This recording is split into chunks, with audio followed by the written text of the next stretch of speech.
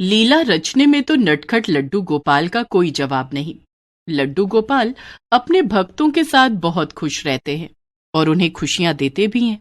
ऐसी ही कहानी है यशोदा और नंद की, जिनकी खुशियों के लिए लड्डू गोपाल को एक साधारण बालक का रूप धरकर आना पड़ा और स्कूल भी जाना पड़ा। गोकुल गांव में यशोदा और नंद रहते थे।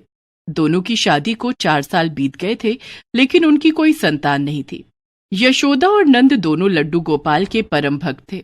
वे रोज अपने घर में लड्डू गोपाल को स्नान कराते, उन्हें तैयार करते, भोग लगाते और उनकी पूजा करते। नंद गांव के मुखिया जी के खेतों में काम करता था। नंद के काम पर जाने के बाद यशोदा का सारा समय लड्डू गोपाल के साथ बीतता। वो उनके साथ खेलती, उनके लिए तरह तरह के पकवान बनाती और उन्हें खिलाती। खाओ खाओ न मेरे लड्डू गोपाल, आज मैंने आपके लिए खीर पूरी बनाई है। आपको खीर पसंद है ना? लो खा लो। कल मैं आपके लिए अपने हाथों से ताजे ताजे मक्खन निकालूंगी और आपको मक्खन का भोग लगाऊंगी। मक्खन का नाम सुनते ही लड्डू गोपाल ने सारी खीर झटपट खा ली। यशोदा जब अपने हाथ में खीर लेकर लड्डू गोपाल के मुंह के पास ले जाती तो खीर अपने आप कहीं गायब हो जाती। यशोदा ने देखा कि लड्डू गोपाल के मुंह में खीर लगी हुई थी। इसी तरह यशोदा लड्डू गोपाल को जो भी खिलाती वे बड़े प्यार से खा लेते थे। मेरे लड्डू गोपाल, क्या तुम नहीं चाहते कि हमारे आंगन में सचमुच का लड्डू गोपाल खेले? मेरी सूनी गोद कब भरेगी? बोलो, तुम तो मेरे बेटे हो ही। तुम चिंता मत करो, तुम्हारी जगह कोई नहीं लेगा, लेकिन मेरे सिर से बांझ का कलंक हटा दो। इसी तरह यशोदा लड्डू गोपाल से बातें करती और उनसे संतान प्राप्ति के लिए प्रार्थना करती। नंद भी लड्डू गोपाल का बहुत ख्याल रखता था। वो जब भी बाहर से आता लड्डू गोपाल के लिए कुछ न कुछ जरूर लाता था। यशोदा, ये लो, मैं लड्डू गोपाल के लिए मिश्री लाया हूँ। लड्डू गोपाल को दही और मिश्री बहुत पसंद है ना? उन्हें कल दही और मिश्री का भोग लगाना। हाँ, मेरे लड्डू गोपाल को दही मिश्री बहुत पसंद है। देखो कैसे खुशी के मारे मुस्कुरा रहे हैं। यशोदा और नंद जैसे भक्त पाकर लड्डू गोपाल भी बहुत खुश थे। उन्होंने नंद और यशोदा को अपना आशीर्वाद दिया और यशोदा की इच्छा पूरी हो गई। कुछ ही दिनों के बाद यशोदा के पैर भारी हो गए और 9 माह के बाद उसने एक सुंदर से बेटे को जन्म दिया। ये लड्डू गोपाल के आशीर्वाद से हुआ है। हम इसका नाम लड्डू रखेंगे। आपका बहुत बहुत धन्यवाद लड्डू गोपाल, आपकी कृपा से मेरी सूनी गोद हरी हो गई। अब यशोदा और नंद लड्डू गोपाल का पहले से भी ज्यादा ध्यान रखने लगे। समय बीतता गया।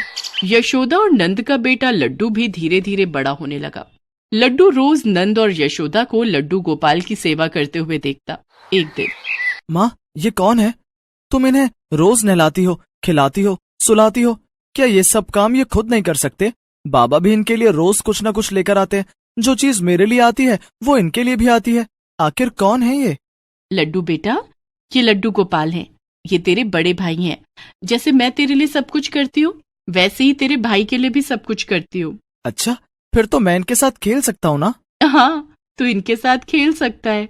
लड्डू बहुत खुश था कि उसे उसके साथ खेलने के लिए एक भाई मिल गया है। अब लड्डू रोज लड्डू गोपाल के साथ खेलता, उन्हें अपने साथ खाना खिलाता और उन्हें अपने साथ सुलाता था। लड्डू का प्रेम देखकर लड्डू गोपाल भी बहुत खुश थे। उन्हें भी लड्डू का साथ अच्छा लगने लगा था। धीरे धीरे लड्डू बड़ा हो रहा था। एक दिन, लड्डू के बाबा, हमारा लड्डू 4 साल का हो गया है, अब इसका एडमिशन स्कूल में करवा दो। ठीक है यशोदा, गांव के सरकारी स्कूल में कल ही लड्डू का एडमिशन करवा दूंगा। दूसरे दिन नंद ने लड्डू का एडमिशन स्कूल में करवा दिया। लड्डू अब स्कूल जाने लगा था। स्कूल जाने से पहले उसने अपने स्कूल बैग में लड्डू गोपाल को रख लिया। लड्डू बेटे, लड्डू गोपाल को यहीं रहने दो। माँ, मैं लड्डू गोपाल के बिना कैसे रहूंगा? वहाँ मेरा मन नहीं लगेगा। लड्डू बेटे, शाम को जब घर आओगे तब लड्डू गोपाल के साथ खूब खेलना, लेकिन अभी स्कूल में पढ़ाई करनी है ना। लेकिन माँ, तुमने कहा था कि लड्डू गोपाल मेरे बड़े भाई हैं। अगर मैं स्कूल जा सकता हूँ तो लड्डू गोपाल क्यों नहीं? क्योंकि लड्डू गोपाल को स्कूल जाने की कोई जरूरत नहीं है। वे बहुत ज्ञानी और विद्वान हैं।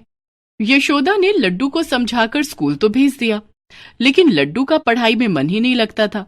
वो स्कूल में बैठकर सिर्फ लड्डू गोपाल को याद किया करता था। इस तरह लड्डू परीक्षा में फेल होने लगा, जिस कारण नंद और यशोदा परेशान रहने लगे। यशोदा मन ही मन लड्डू गोपाल से प्रार्थना करने लगी, हे लड्डू गोपाल, मेरे लड्डू को ना जाने क्या हो गया है, वो पढ़ाई करता ही नहीं है। आप ही कुछ करो ना प्रभु, आपके पास तो सारी मुश्किलों का हल है। लड्डू गोपाल यशोदा की प्रार्थना सुनकर मुस्कुराए।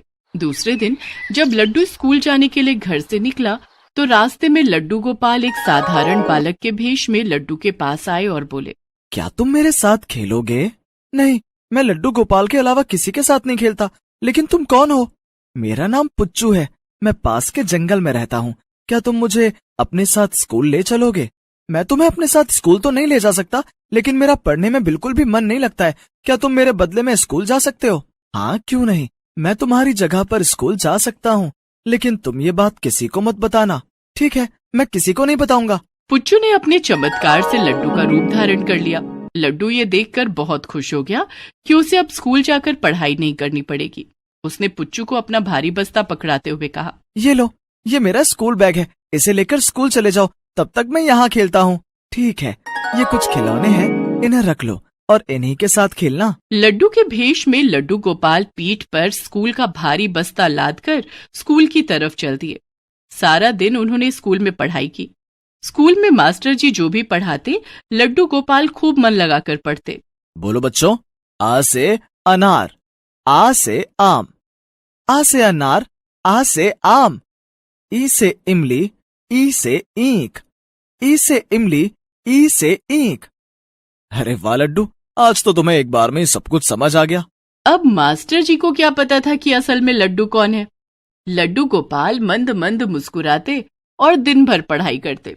मास्टर जी की सिखाई हुई हर चीज उन्हें याद हो जाती। वो दूसरे बच्चों की भी पढ़ाई में मदद करने लगे और लंच के समय में अपने बस्ते से खाना निकालकर भरपेट खाते। वो दूसरे बच्चों के साथ खेलते भी थे। शाम को जब वो स्कूल से लौटे तो उन्होंने लड्डू को वो सब पढ़ाया जो उन्होंने स्कूल में पढ़ा था। बोलो लड्डू, आ से अनार, आ से आम, आ से अनार, आ से आम, ई से इमली, ई से ईख, ई से इमली, ई से ईख। लड्डू गोपाल के चमत्कार से लड्डू को सारी पढ़ाई समझ में आने लगी और उसका पढ़ने में मन लगने लगा। अब रोज यही होता। लड्डू जंगल में बैठकर खिलौनों से खेलता और लड्डू गोपाल उसका रूप धरकर स्कूल चले जाते। जब वो स्कूल से लौट कर आते तो लड्डू को सब कुछ पढ़ाते। धीरे धीरे लड्डू बहुत होनहार हो गया। लड्डू गोपाल की पढ़ाई हुई सारी बातें उसे जुबानी याद रहने लगी। इसी तरह से समय बीतता गया और लड्डू बड़ा होने लगा। लेकिन अब भी लड्डू गोपाल उसका रूप धरकर स्कूल जाते और पढ़ाई करते। लड्डू सिर्फ परीक्षा देने स्कूल जाता। लड्डू के बाबा, हमारा लड्डू अब बहुत होशियार हो गया है। लड्डू गोपाल के आशीर्वाद से इसका पढ़ने में खूब मन लगता है और अपनी कक्षा में अव्वल आता है। हाँ यशोदा, ये सब लड्डू गोपाल की कृपा से ही हुआ है। लड्डू के बाबा, हम अपने लड्डू को आगे भी पढ़ाएंगे।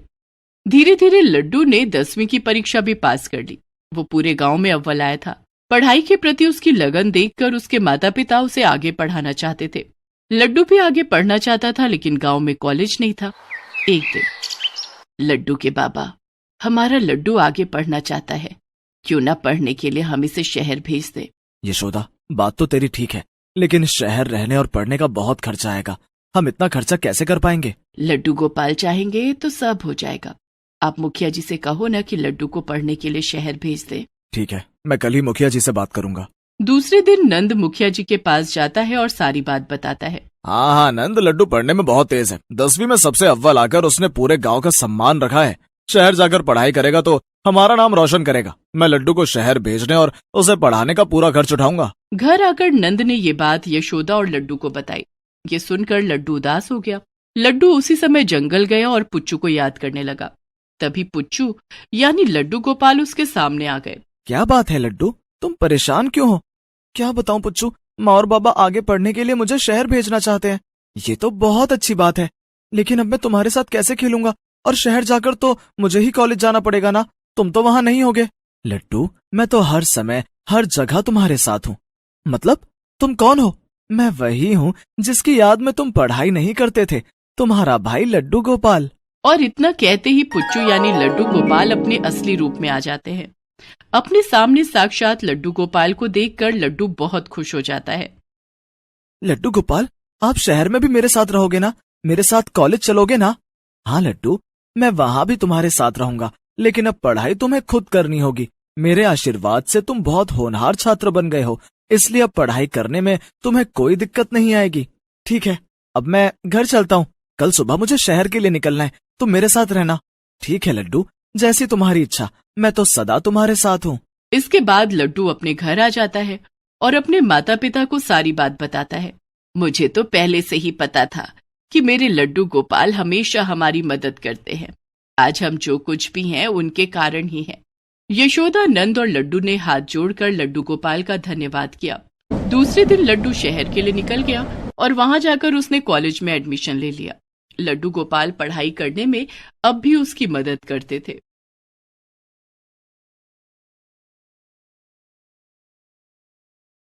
मम्मी चलो ना, आपको और कितना मेकअप करना है अभी?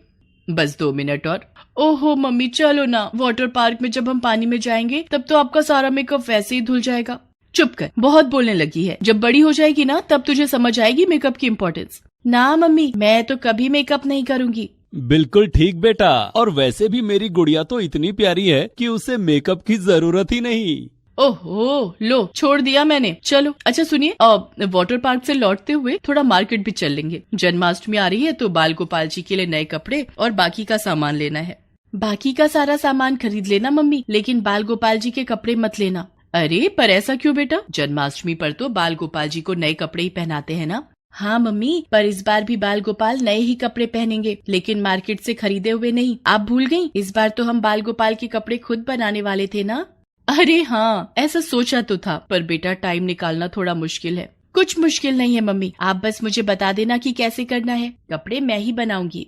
अरे बाबा, जो करना है वो लौट कर लेना। अब चलें। और इसी के साथ मीरा और उसके माता पिता घर से चल पड़े। वो सभी वीकेंड पर वाटर पार्क घूमने जा रहे थे। मीरा बहुत एक्साइटेड थी, लेकिन ये एक्साइटमेंट वाटर पार्क जाने से ज्यादा किसी और बात को लेकर थी।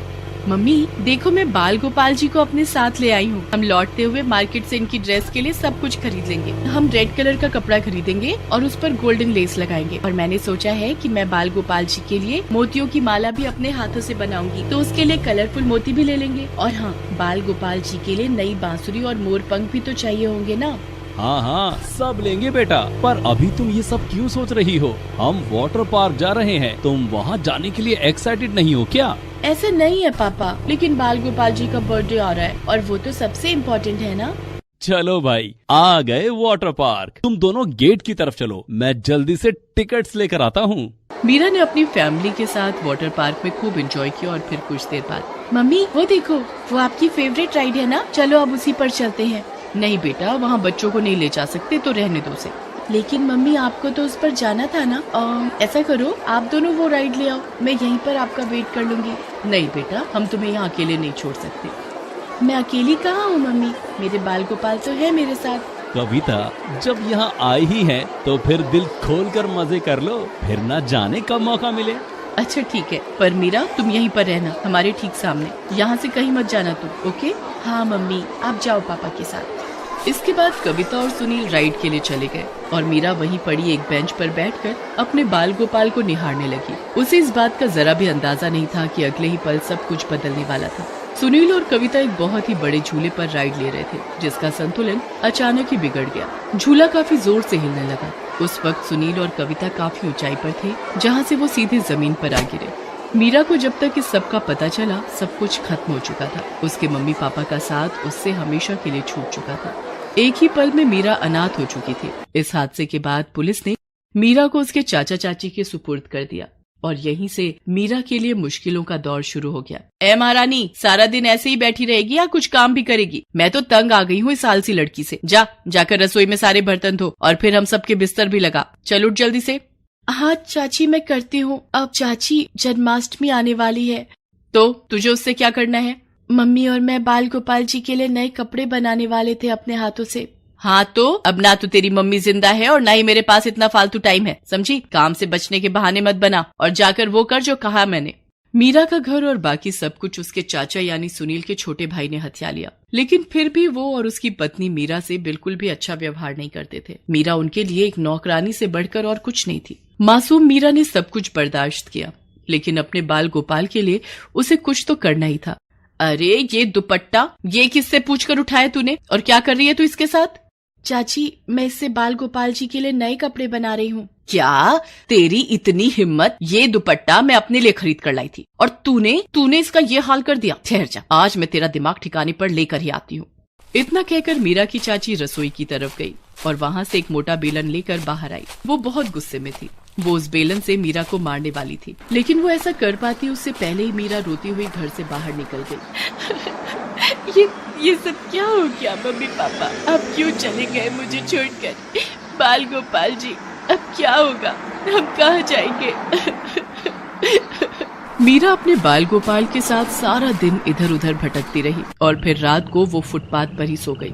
सुबह आँख खुली तो भूख के मारे मीरा का बुरा हाल था। मीरा फिर चल पड़ी। मार्केट में एक से एक खाने की चीजें दिख रही थी, लेकिन मीरा के पास उन्हें खरीदने के लिए पैसे ही नहीं थे।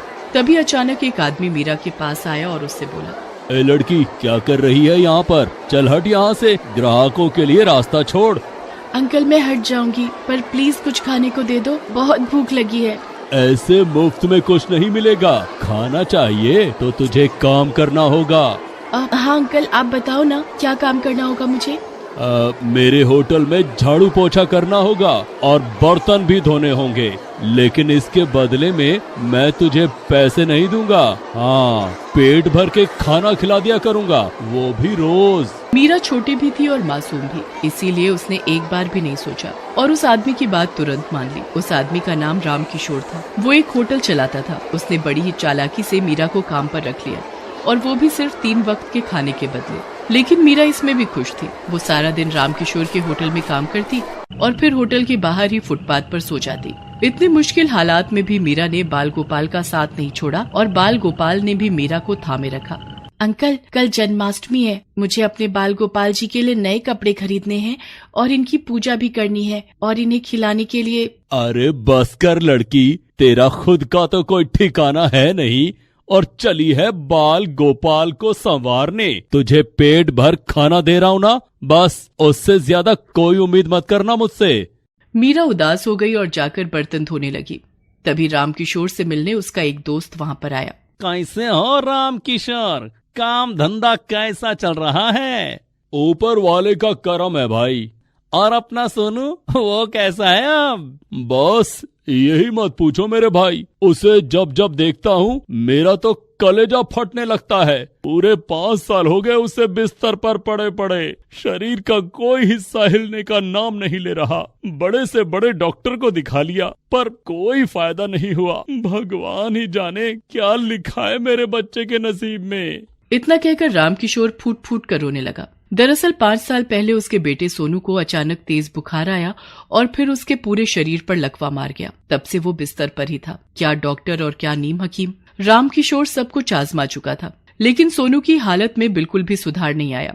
वैसे तो इससे पहले भी मीरा ने सोनू के बारे में होटल के दूसरे कर्मचारियों से थोड़ा बहुत सुना था, लेकिन उस दिन राम किशोर से सारा हाल सुनने के बाद उससे रहा नहीं गया। वो सीधे राम किशोर के पास गई और उससे बोली, अंकल जी, ये लीजिए, ये मेरे बाल गोपाल जी का मोर पंख है। इसे सोनू भैया के तकिए के नीचे रख देना, फिर देखना मेरे बाल गोपाल उन्हें कैसे ठीक कर देंगे। मैंने इनसे कहा है सोनू भैया को ठीक करने के लिए, और ये मेरी बात हमेशा सुनते हैं। राम किशोर को मीरा पर बिल्कुल भी विश्वास नहीं था, लेकिन फिर भी उसने वो मोर पंख उससे ले लिया और रात को उसे सोनू के तकिए के नीचे भी रख दिया। फिर अगले दिन, मीरा, ओ मीरा, कहाँ है तू?